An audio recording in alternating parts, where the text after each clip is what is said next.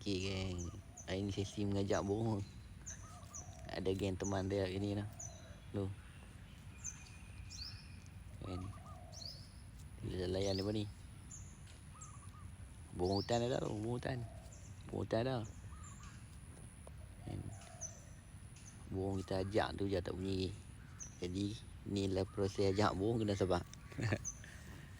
Kan. Ajak burung kena sabar geng. Tak sabar boleh koyak. Tu apa? Jadi dia nak satu-satu tu bukan senang tau. Ramai. Kadang harga beribu sebab tu kan. Sebab nak ajak burung tu. Proses nak mengajak burung cukup payah. Kan. Bila dah jadi takkan kita nak jadi dengan harga yang murah kan. Berbalik dengan harga kita ajak tu. Jadi burung ni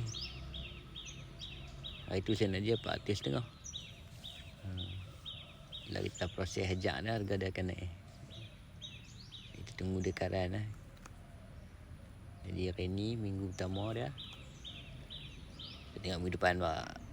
Mana-mana pun rancak, berdasar. Okey, kan layan lagi sejam. Kita layan lagi sejam.